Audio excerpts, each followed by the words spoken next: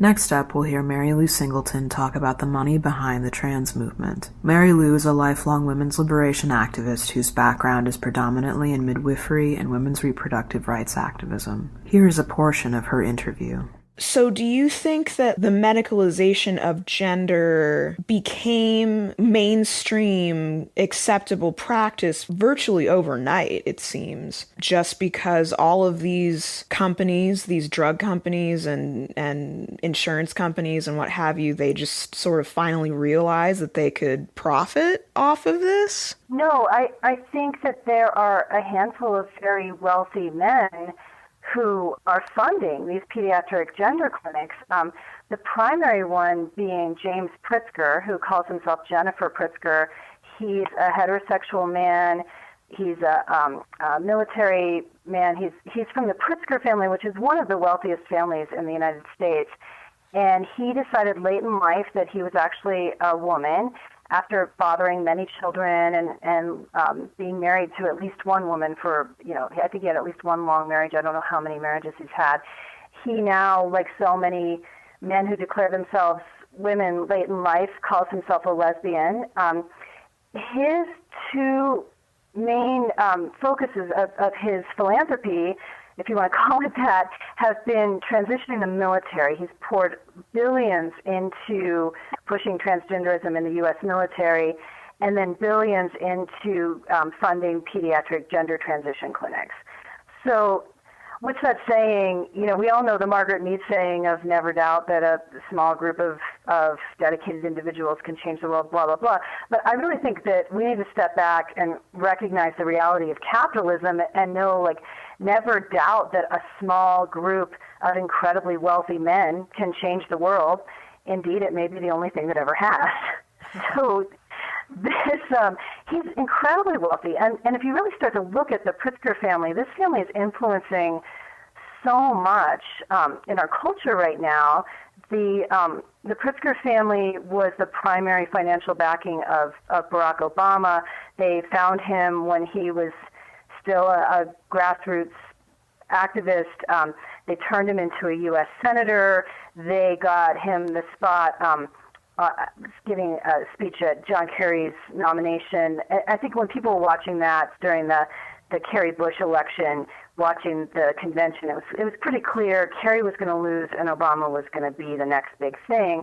The Pritzker family poured a ton of money into creating Barack Obama as the president, and the president of the United States serves the empire. He's the head of the empire, and this is a capitalist imperial family. Penny Pritzker was Obama's first commerce secretary. The Pritzker family had enormous influence over the Obama administration, and I feel like money talks, and the people who fund our government are the people running our government. So the Pritzker family is one to look at, especially James Jennifer Pritzker. He also he has a foundation called the Tawani Foundation, and that funds the Palm Center, which is the organization that promotes transgenderism in the military and has done all these studies and policy briefs and billion-dollar activism, if you want to call it that, on behalf of this wealthy man's agenda. And then how this trickles down, there's also John Stryker. He is the heir to the Stryker Corporation, and the Stryker Corporation is a multi-billion-dollar business. And it's very fascinating that they make artificial body parts, where I can see a connection between medicalizing gender and making artificial body parts. They are at the cutting edge of 3D printing of organs, making robotic prosthetics. That's the Stryker Corporation, billions and billions of dollars. John Stryker is the heir of that, and his money goes into the Arcus Foundation, which is a very interesting billion-dollar foundation. That the two prongs of activism that John Stryker is interested in are great ape preservation and LGBT, primarily trans promotion. The Stryker Foundation gave a $50 million grant to promote transgenderism worldwide in non-Western countries. $50 million will buy you a lot of prosthetic penis customers, that $50 million is a lot of money in the nonprofit world. So they're promoting transgenderism outside of the Western Anglo world. And also, the Stryker Foundation, Arcus, funds this group called the Pipeline Project. And the Pipeline Project is to train LGBT people of color under the age of 30 as leaders to then go place in other organizations on the left. And how this has worked in my world is there's a woman named Indra Lucero who is a Latina birth activist, and I think she's a lesbian. I don't know what she calls herself now, but she has a female partner, and I think she may call herself a man now, or they're non-binary or something. But she's a woman who's given birth. She's interested in home birth. She is a lawyer, and she worked in a very high-paying position at the Palm Institute, which is, again, funded by Pritzker to promote transgenderism in the military. That was her job. She did a very good job at it, and she then got a pipeline fellowship through John Stryker's family's Arcus Foundation Pipeline Project, and from there, she then became the executive council of the Midwives Alliance of North America and pushed through the erasure of the words woman and mother from all the language of birth in the midwifery world. So I knew about Pritzker and Stryker. Stryker, I believe, is actually a gay man. Is he? I think he is, yeah. Okay. I'm pretty sure that I read that somewhere. That, to me, speaks to the fact that, especially for gay men who are very different from lesbians, ultimately, if you have money, you will put money above community. Despite the fact that Stryker himself is not trans, and you would think that maybe he would care about the ramifications of the trans movement on the gay community. I mean, at the end of the day, he's just a rich guy who is interested in making as much money as he possibly can. So, I mean, I guess this question probably sort of answers itself, but why do you think, and I mean, the two men you mentioned, those are only a couple out of a handful. And I believe Soros now is actually investing in the trans movement too. And he also is funding a lot of the promotion of prostitution on the left. And it was so interesting because you can't have prostitution without gender. Gender is the behavioral system that enforces male supremacy. So yeah, Soros has poured a ton of money into it. Bill Gates, Warren Buffett, all these guys who all the money on the left comes through these men. If you get any grant funding on the left, at some point it's coming through one of these guys, and they're enforcing that all the grants come with the strings that you have to get on board with the gender agenda, that you have to change your languaging, that you have to promote genderism, that you have to erase women from the language of reproduction. And it's really a lesson in people stepping back and understanding, like, the revolution will not be funded by a generous grant from the Gates Foundation. These men are controlling what gets done in the world of activism. Why do these ultra-rich men who, they're going to be rich whether they fund the trans movement or not? They already have more money than any human being could spend in one lifetime. So why do you think they're doing this? Like, why do you think that they are funding this movement worldwide? Do you think that they do have a motive that is not economic? Do you think they have political motive? Economics is politics, right? Yeah. I don't think we can separate the two. I think there are a lot of patriarchal capitalist aims served by promoting gender as real and biological sex not as real. And we haven't even talked yet about Martine Rothblatt, who is the CEO of a pharmaceutical company, who calls himself a woman, is married to a woman named Bina, but he also has a robot wife also named Bina. and his agenda is transhumanism.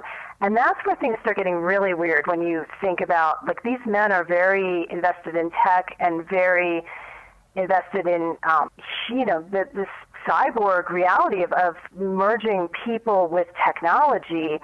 I encourage people to really look this up and look up the words of Martine Rothblatt, because if I say them, people will think I'm a crazy tinfoil hat conspiracist because it's so far out there. But he's on record of saying his agenda is we're eventually going to live forever by uploading our consciousness into the internet, and that sentient artificial intelligent organisms are human, that he's going for personhood for machines. And that's really interesting. And the first step toward that, where there's a ton of money in that kind of tech, the first step toward that of, are machines human, is to completely untether people from their biology. Like, if we can't define what a woman is, how can we define what a human is? So that's one agenda, is this transhumanist agenda.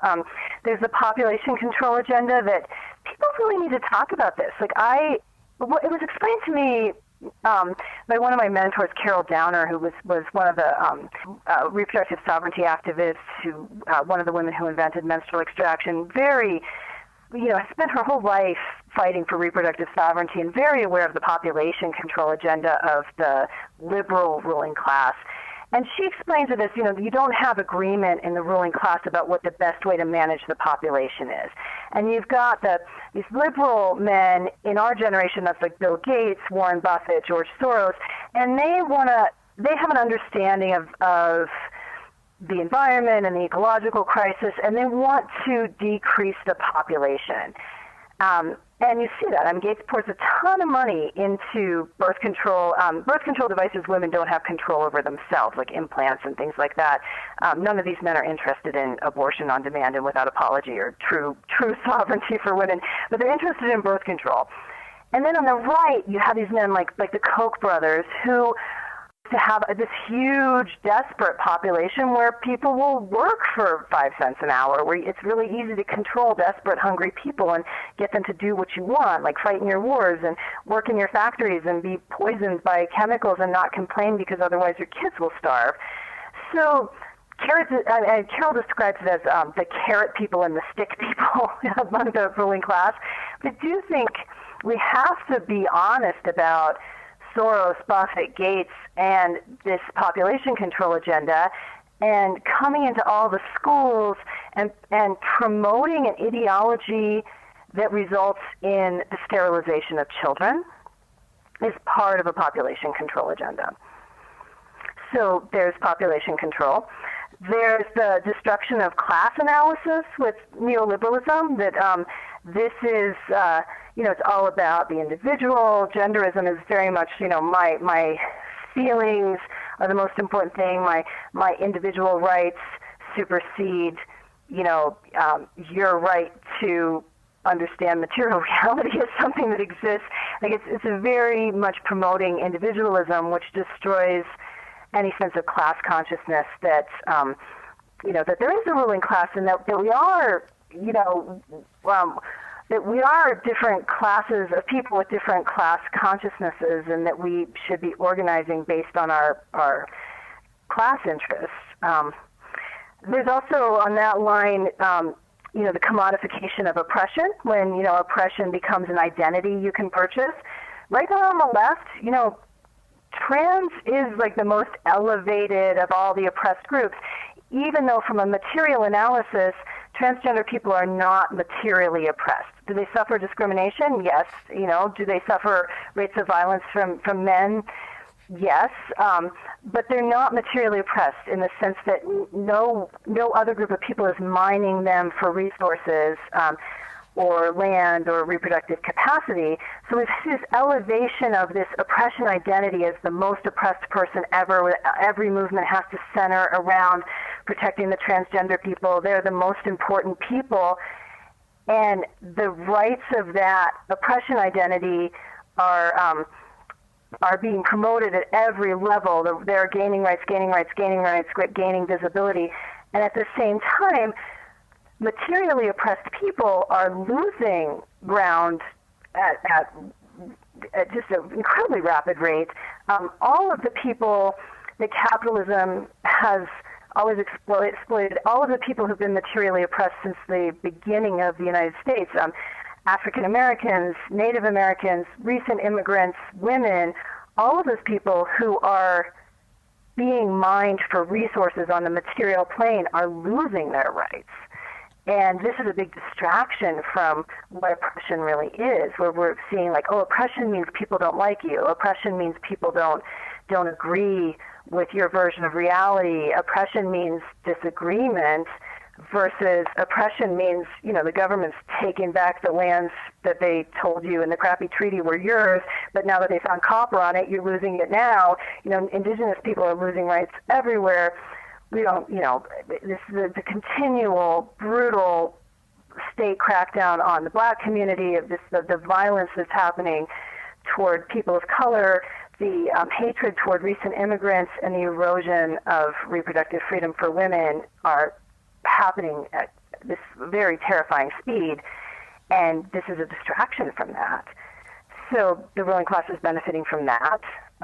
Maya Dillard-Smith explains to me that how transgenderism is being used to destroy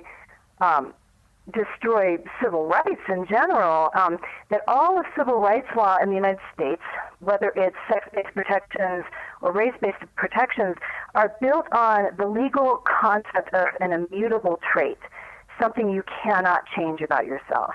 And now that we're destroying that with sex-based protections and saying actually people can change their sex, that destroys this legal concept of an immutable trait. And we're seeing growing, little blips of transracialism popping up. Rachel Dolezal is the highest profile example of that, but you're seeing more like, oh, this man's a trans Korean and he got all this plastic surgery, or this white woman's turning herself into a black woman. We're starting to see little blips of that in the media, and transracialism right now is where transgenderism was culturally in the 1990s.